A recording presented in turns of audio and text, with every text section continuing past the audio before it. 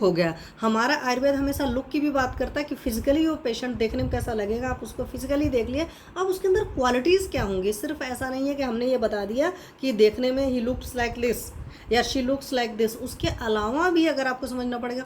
अब यहीं पर एक चीज़ मैं बताऊं कि मेल का एक अलग लुक होता है, फीमेल का एक अलग लुक होता है, लेकिन अगर आप देखते जाते हैं तो आपको समझ में आ जाता है कि मांसाहार पुरुष था एक नहीं। और आयुर्वेद में जब पुरुष कहता है तो पुरुष का मतलब वहाँ पर सिंपल लैंग्वेज में डिफिनेशन होता है पूरी शरीर शेते इत पुरुषम, जिसमें आत्मा निवास करती है। तो वो पुरुष वर्ड जो है आपके नॉर्मल इंसान में मतलब मेल और फीमेल दोनों के लिए इस्तेमाल होता है। वहाँ पर पुरुष का मतलब ये नहीं होता कि that is only mail. Simple language में समझ लीजिए कि वो पूरे जेंडर को दोनों को रिप्रेजेंट करता है। तो सा सारताम क्षमा धृतिम अलोल्यम वित्तम विद्या सुखम आर्जवम आरोग्यम बलम आयुष्य दीर्घम च अष्टे। तो 8 ये क्या क्या गुण आएंगे उसके जो मांसाहार पुरुष होगा तो क्षमा होगा। तो ऐसे सारे लोग बहुत इजीली दूसरों को क्षमा कर देते हैं। अगर अब क्षमा से गुण याद आया तो क्षमा वाला गुण कफ प्रकृति के पुरुष का भी होता है।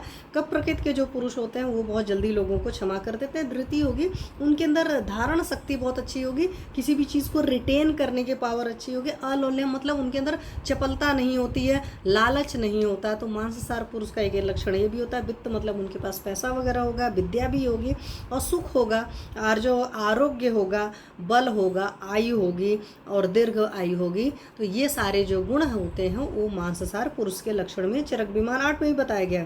फिर सुश्रुत जी ने क्या कहा, अच्छिद्रम गात्रम, तो उनके जो शरीर है उसमें कहीं भी छेद नहीं होंगे। गूढ़ास्थि संधि, जो भी अस्थियां हैं संधियां हैं वो गूढ़ होंगी, मजबूत होंगी।